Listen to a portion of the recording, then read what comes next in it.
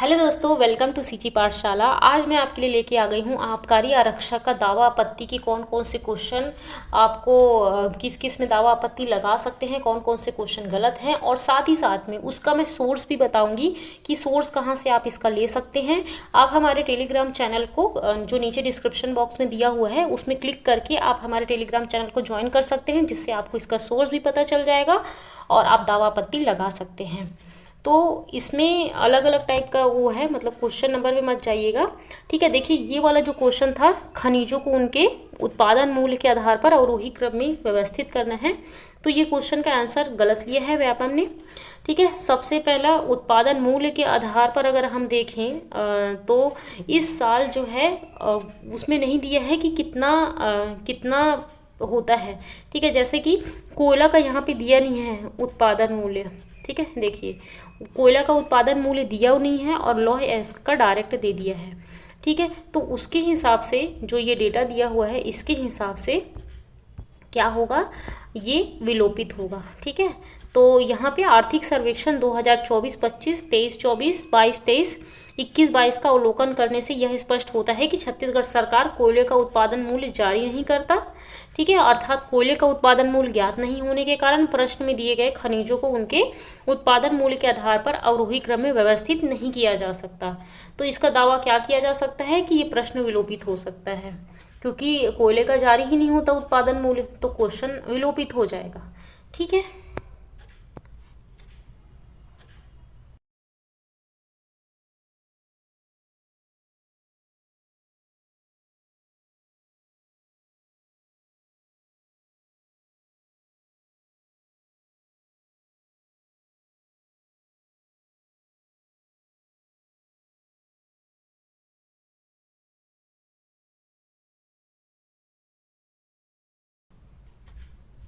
अब हमारा नेक्स्ट दावा आपत्ति है ये वाला, साहित्य और साहित्यकार वाला। प्रकाशन वर्ष के अनुसार छत्तीसगढ़ बोली के ऊपर प्रकाशित किताब मन के सही क्रम बताना है।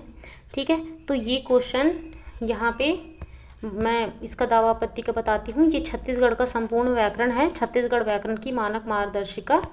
ठीक है, तो इसके तहत छत्तीसगढ़ बोली व्याकरण और कोश 2011 में हुआ बना। ठीक है, और छत्तीसगढ़ भाषा का विकास 2009 में हुआ।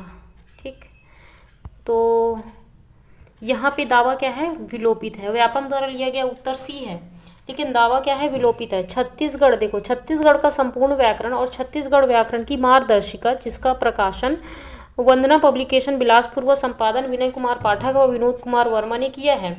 पुस्तक के पृष्ठ क्रमांक 368 के अनुसार संस्करण तृतीय पुस्तक छत्तीसगढ़ भाषा का शास्त्रीय अध्ययन लिखा गया है, 2010 में आया है, मतलब प्रकाशित हुआ है 2010 में। छत्तीसगढ़ी बोली व्याकरण और कोश 2011 में, और छत्तीसगढ़ भाषा का उद्विकास 2009 में। ठीक है, तो ये सबसे पहले आया है, नरेंद्र देव वर्मा ने इसको लिखा है। अतः इस आधार पर उपरोक्त विकल्पों में से कोई भी सही नहीं है, इसलिए प्रश्न विलोपित होना चाहिए। ठीक है, तो इसमें आप रोल नंबर, अपना नाम और साइन करके ये दावा आपत्ति कर सकते हैं। इसका भी पीडीएफ हमारे टेलीग्राम लिंक में आपको मिल जाएगा। छत्तीसगढ़ की निम्नलिखित प्रमुख जल विद्युत परियोजनाओं को उनकी स्थापना के सही कालानुक्रम में व्यवस्थित करना है। तो इसके अकॉर्डिंग हमारा होना चाहिए कि मिनी माता हसदोबांगो परियोजना सबसे पहले आया है ना, उसके बाद में फिर क्या था, उसके बाद में गंगरेल जल विद्युत परियोजना है, तो आंसर ए होना चाहिए, लेकिन व्यापम ने सी आंसर लिया हुआ है। तो इसका देखते हैं, पेज नंबर 223, ये आर्थिक सर्वेक्षण 2024-25 का है। तो यहाँ पे दिया हुआ है मिनी माता हसदोबांगो परियोजना 1994-95 में बना है। उसके बाद में गंगरेल जो है वो 2004-05 में बना है ना। उसके बाद में सीकासार बना है 2006 में, और लघु जल विद्युत गृह कोरबा पश्चिम जो है वो 2003-09 में बना है ना। तो इसके अकॉर्डिंग हमारा आंसर होना चाहिए था ए। इसको भी आप दावा आपत्ति के लिए लगा सकते हैं। ये देखिए आपको सोर्स मिल गया है और आपको क्वेश्चन भी मिल गया है। इसका भी पीडीएफ आपको हमारे टेलीग्राम में मिल जाएगा। अब हमारा नेक्स्ट क्वेश्चन है ये रस वाला। नीचे दी गई स्थापना के आधार पर विकल्प का चयन करना है। रस का निर्णायक सहृदय है, क्योंकि सहृदय रस का समीक्षक होता है। तो ये हमारा आंसर होना चाहिए। दोनों सही है, ए सही है तथा आर सही है, दोनों सही है होना चाहिए था, लेकिन आयोग के द्वारा उत्तर लिया गया है ए। ठीक है, तो दावा क्या है, डी होना चाहिए इसका सही। इसका स्रोत है राष्ट्रीय मुक्त विद्यालय संस्थान NIOS नोएडा उत्तर प्रदेश के द्वारा जारी किया गया ई बुक संस्कृत साहित्य के पुस्तक के अकॉर्डिंग रस का निर्णायक सहृदय है ना, और क्योंकि सहृदय रस का समीक्षक होता है। ठीक है, इसमें ऊपर में सोर्स दिया हुआ है। यहाँ पे सहृदय का क्या होता है कि कवि के समान सहृदय होता है, हृदय सहृदय होता है, और कवि का काव्य तभी प्रतिष्ठा से प्राप्त करता है जब वह काव्य सहृदय के हृदयों को आह्लादित करता है। कवि के समान यहाँ पे पूरा डेटा दिया हुआ है कि कहाँ से आप ले सकते हैं, और ये भी इसका भी PDF आपको मिल जाएगा। ठीक है, हमारे टेलीग्राम चैनल में, तो इसका भी आप दावा आपत्ति लगा सकते हैं। नेक्स्ट क्वेश्चन है दावा आपत्ति का। छत्तीसगढ़ में राज्यपाल द्वारा वित्तीय आयोग का गठन 5 साल के लिए किया जाता है, तो ये सही है।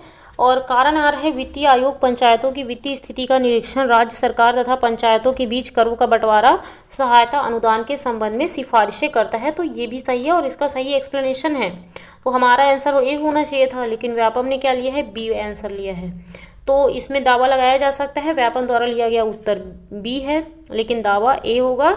और छत्तीसगढ़ राजपत्र दिनांक 4 अप्रैल में प्रकाशित इसको किया गया था।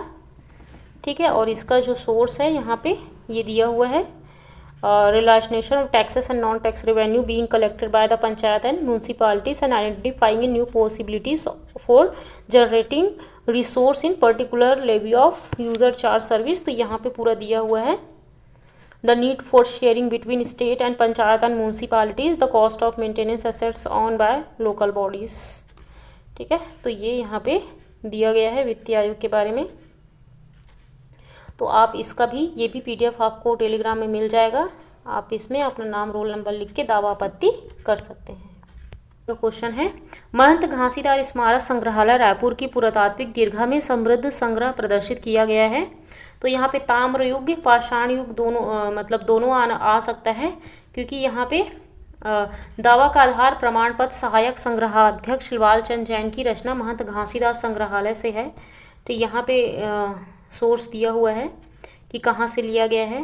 पुरातत्व विभाग के संग्रह में प्रागैतिहासिक औजार, मध्यकालीन प्रतिमाएं, है ना, धातु प्रतिमाएं, उत्कीर्ण लेख सिक्के, ठीक है, विष्णु की विशाल प्रतिमा, ये सब इसमें मिट्टी विट्टी के सब दिए हैं।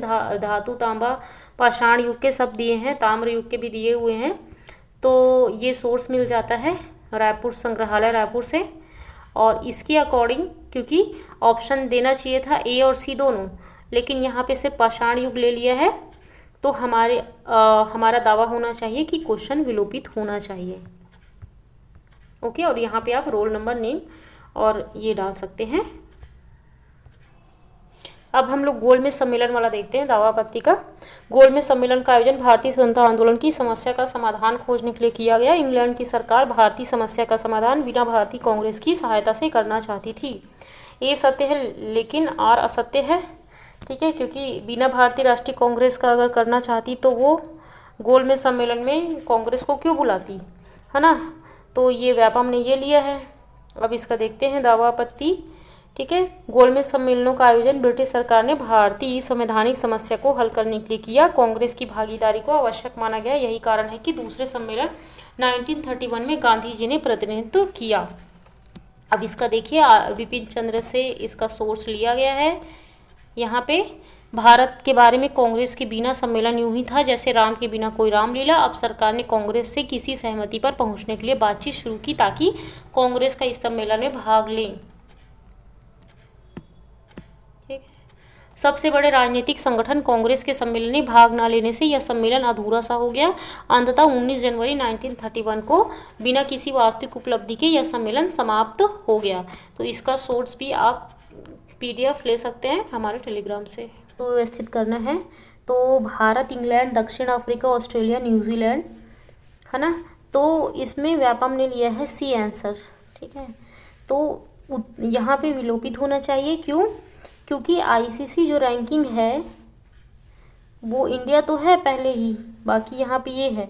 बट क्या है कि हर महीने आईसीसी रैंकिंग चेंज होते रहती है, और यहाँ पे इन्होंने ये नहीं बोला है कि पुरुष की आईसीसी रैंकिंग कि महिला की आईसीसी रैंकिंग, ये नहीं बोला है। देखो, हिंदी भाग में टेस्ट शब्द का उल्लेख नहीं है कि टेस्ट रैंकिंग है कि किस में है। महिला व पुरुष क्रिकेट टीम का उल्लेख नहीं किया गया है कि किसके बारे में पूछा गया है, और किस वर्ष तथा किस माह की रैंकिंग पूछी जा रही है ये भी उल्लेखित नहीं है, क्योंकि रैंकिंग हर वर्ष तथा हर माह में बदलते रहती है। तो ये प्रश्न क्या होगा, विलोपित हो सकता है। ठीक है, इस तरीके से आप रैंकिंग भी बता दीजिएगा, तो आप इसमें दावा आपत्ति कर सकते हैं। होना चाहिए। ठीक है, इसमें सांख्यिकी का यहाँ पे डेटा दिया हुआ है। बहुलक में दिए गए आंकड़ों के से मान होता है जो सबसे अधिक बार दोहराया जाता है, तो ये बहुलक का फॉर्मूला है, और यहाँ पे ये क्वेश्चन है। ठीक है, बहुलक ज्ञात करना है, और यहाँ पे प्रश्न संरचना गलत है, हिंदी व इंग्लिश ट्रांसलेशन में त्रुटि, जिसके कारण में 2 भिन्न भिन्न उत्तर होगा। बहुलक ज्ञात करने का सूत्र में ये होता है, जो कि दिए गए प्रश्न में गलत लिखा है। बहुलक का ये होता है, और बहुलक वर्ग की निम्न सीमा है, मतलब फॉर्मूला गलत लिखा है। और बहुलक वर्ग से ठीक पहले की बारंबारता, बहुलक वर्ग की बारंबारता। ठीक है, विकल्प ई में बहुलक अंग्रेजी अनुवाद में फुटनोट लिया गया है, हिंदी अनुवाद में विकल्प बी सही आ रहा है। ज्ञात मान की गणना पहले करेंगे, तत्पश्चात बहुलक मोड प्राप्त होगा, अतः ये सही आंसर होगा। और अंग्रेजी माध्यम में 2 गलती है, पुट मोड के स्थान पर केवल मोड होता है, तो हिंदी एवं अंग्रेजी दोनों में प्रश्न सही होता है, विकल्प बी सही होता। ठीक है, तो इस तरीके से आप इसको दावा आपत्ति के लिए इस क्वेश्चन को भी लगा सकते हैं, अगर आपका आंसर गलत हुआ है तो, अब व्यापम ने गलत लिया है तो।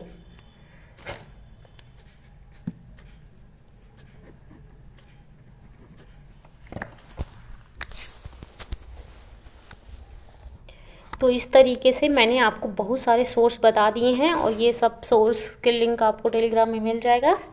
ठीक है, तो आप दावा आपत्ति जल्दी से जल्दी कर दीजिए। ओके, चलिए बाय बाय, मैं आपसे मिलती हूँ नेक्स्ट वीडियो में। अगर वीडियो अच्छा लगा हो तो लाइक शेयर एंड सब्सक्राइब ज़रूर कीजिएगा, और ठीक है, बाय बाय।